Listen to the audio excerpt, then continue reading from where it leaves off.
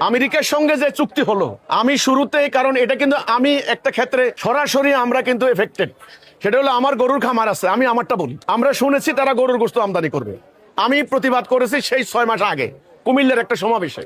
তখন কিন্তু জনগণ এগুলি জানতো না। আমরা বলেছি যদি গরুর গোশত আমদানি করে লক্ষ লক্ষ খামার কিন্তু নষ্ট হয়ে যাবে, ধ্বংস হয়ে যাবে, কোটি কোটি মানুষ বেকার হয়ে যাবে, এমনিতেই আমরা পরনির্ভরশীল, খামারিরা মানে পথের ফকির হয়ে যাবে।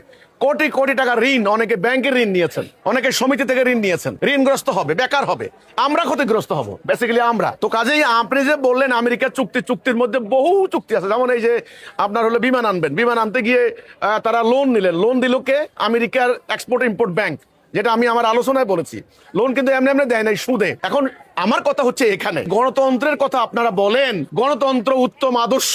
তো গণতন্ত্রের নিয়ম হলো রুল অফ ল। গণতন্ত্রের নিয়ম হলো বাজেট করবে, কোথায় খরচ করবে জনগণকে জানাবে। গণতন্ত্রের নিয়ম হলো যে চুক্তি করবে বিদেশের সাথে, চুক্তির উদ্দেশ্য কি, চুক্তির শর্ত কি, ভালো মন্দ জনগণকে জানাবে, বলবে। জনগণের প্রতিনিধি পার্লামেন্টে আলোচনা করবে, তবে সেটা চুক্তি। তাহলে জনগণের প্রতিনিধি ক্ষমতায় যাওয়ার আগে আপনারা 3 দিন আগে চুক্তি করলেন, এটা কি গণতন্ত্র হইল? তাহলে ফেসিবাদের দোষ দিচ্ছেন কেন? ফেসিবাদ মানে কি? নিজের ইচ্ছা চাপিয়ে দেওয়া, তাই না? তো ভাই, ওই ওদের পক্ষে থাকলে গণতন্ত্র, ওদের পক্ষে না থাকলে ফেসিবাদ, এই সংজ্ঞা থেকে আমাদেরকে বেরিয়ে আসতে হবে। এখন এই চুক্তি, আমার কথা হলো নির্বাচনের 3 দিন আগে তড়িঘড়ি করে করা হয়েছে। এই চুক্তির ভিতরে বাহিরে আসলে কি আছে এখন পর্যন্ত জনগণ জানে না। জনগণ শুধু এটুকু জানে পত্রিকার মাধ্যমে যে বাণিজ্য বৈষম্য দূর করার জন্য আমেরিকায় আমাদের তৈরি পোশাক যায়, এখানে বিরাট একটা বাণিজ্য বৈষম্য, তারা ট্যারিফ তারা আমাদের উপর চাপিয়ে সেটা কমিয়েছে। কথা শুনলে মনে হয় যেন আমাদের ব্যবসায়ীদের জন্য লাভ হচ্ছে, কিন্তু পুরো ব্যাপারটা কিন্তু আমাদের কাছে ক্লিয়ার নয়।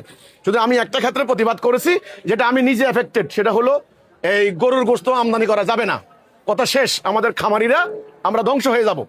এই জন্য আপনি বলেন যে এই আমেরিকার সঙ্গে চুক্তির কি মানে, আমি বলবো আমেরিকার সঙ্গে কি চুক্তি করা হয়েছে, চুক্তির লক্ষ্য কি, উদ্দেশ্য কি, কত বছরের চুক্তি, কি আমদানি করবেন, কি রপ্তানি করবেন, কি সুবিধা কি অসুবিধা, এটা পার্লামেন্টে ওপেন আলোচনা হোক। সত্যিকারের যদি সত্যিকারের বিরোধী দল হয়, আর যদি সরকারের সাথে সমঝোতার সরকার হয়, তাহলে আমার কিছু করার নাই। সত্যিকার বিরোধী দল হইলে আপনারা জোর গলায় কথা বলেন, আপনাদেরকে জনগণ ভোট দিয়েছে, ওকে। এখন আপনারা নাটক করবেন আলতু ফালতু সাবজেক্ট নিয়ে সংসদে, মিনিটে মিনিটে লক্ষ লক্ষ টাকা খরচ। আপনারা এখনো 71 সালের পরে আছেন, এখনো কে রেজাকার, এখনো 24শে জুলাই যোদ্ধা, এই সমস্ত ফালতু বক্তব্য সংসদে বাদ দিয়া। ফালতু বক্তব্য আমি এই জন্য বলছি, আমার কথার কিন্তু মিস ইন্টারপ্রিটেশন করবেন না। অর্থাৎ আমাদের সমস্যা এখন ওইটা নয়, 71 সালে কে পক্ষে বিপক্ষে, এটা এখন সংকট নয়।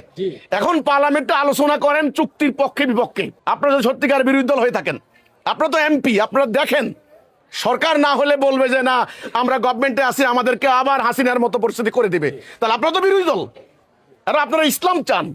তাহলে আমার কথা হলো সংসদের মধ্যে অন্য ফালতু আলোচনা না করে এর বিরুদ্ধে ওর বিরুদ্ধে টেবিল সাপড়ানো এগুলা বাদ দিয়া এই চুক্তি নিয়ে কথা বলেন, জনগণকে জানান। এটা খুব ভয়াবহ সেন্টিমেন্ট, এটা খুব ভয়াবহ সেন্সিটিভ একটা ইস্যু, রাষ্ট্রের স্বাধীনতা সার্বভৌমত্বের প্রশ্ন। যদি ধীরে ধীরে আমরা আমেরিকার পেটে চলে যাই, আমরা শত্রু হব চীনের, শত্রু হব রাশিয়ার, আমরা শত্রু হব ইন্ডিয়ার। অলরেডি হয়ে গেছে বলেই ইরান আমাদের তেলবাহী গাড়ি আটকাই দিয়েছে, মানে জাহাজ আটকাই দিয়েছে হরমুজ প্রণালীতে। এই জন্য এই চুক্তি নিয়ে আমি মনে করি কথা বলা দরকার ওপেন।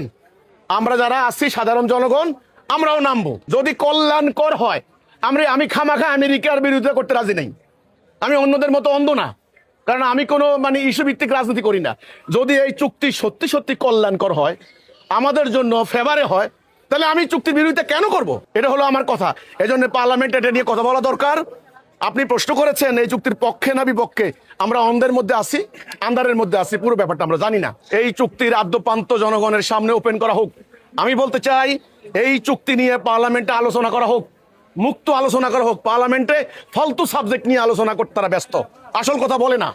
আমরা আতঙ্কে আছি, আমরা চিন্তার মধ্যে আছি। কেউ বলে দেশ বিক্রি হয়ে গেছে, কেউ বলে আমেরিকার গোলাম হয়ে গেছে, কেউ বলে আমেরিকার দাস হয়ে গেছি। আসলে কি? এজন্য না জেনে আমি পক্ষে বিপক্ষে কথা বলবো না, শুধু একটার বিরোধিতা করেছি, সেটা হলো গরুর গোশত যদি আমদানি করা হয়, জেনেটিক্যালি মডিফাইড গরুর গোশত, তাহলে আমাদের স্বাস্থ্যের ক্ষতি হবে, আমাদের অর্থনৈতিক ক্ষতি হবে।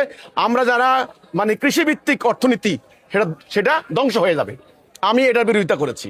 আর বাকিগুলির বিরোধিতা আমি জেনে বুঝে করব।